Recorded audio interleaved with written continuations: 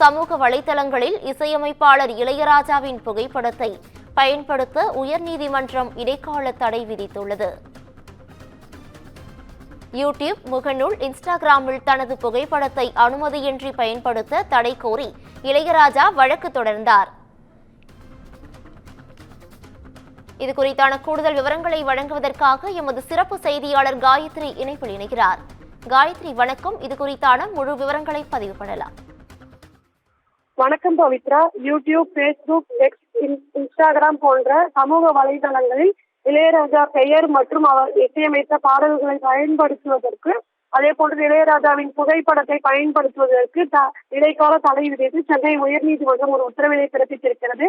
குறிப்பாக YouTube, Facebook, Instagram போன்ற சமூக வலைதளங்களில் தனது புகைப்படத்தை அனுமதியின்றி பயன்படுத்துவதாக இசையமைப்பாளர் இளையராஜா வழக்கு ஒன்றை தொடுத்திருந்தார்.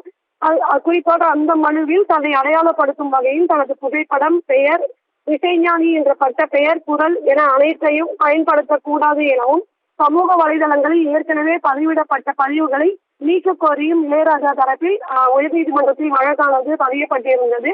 இந்நிலையில் இந்த வழக்கு தொடர்பான விசாரணையானது இன்றைய தினம் வந்தது.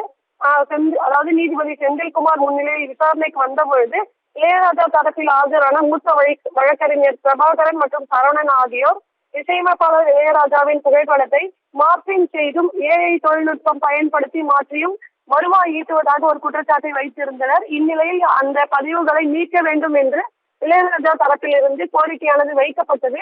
இதனை ஏற்றுக்கொண்ட நீதிபதி இனிமேல் சமூக வலைதளங்களில் இளையராஜாவின் புகைப்படத்தை பயன்படுத்தவோ அல்லது அவர் பெயரை பயன்படுத்தவோ இடைக்கால தடையை விதித்து சென்னை உயர்நீதிமன்றம் ஒரு உத்தரவினை பிறப்பித்திருக்கிறது. பவித்ரா, கூடுதல் விவரங்களுக்கு நன்றி காயத்ரி.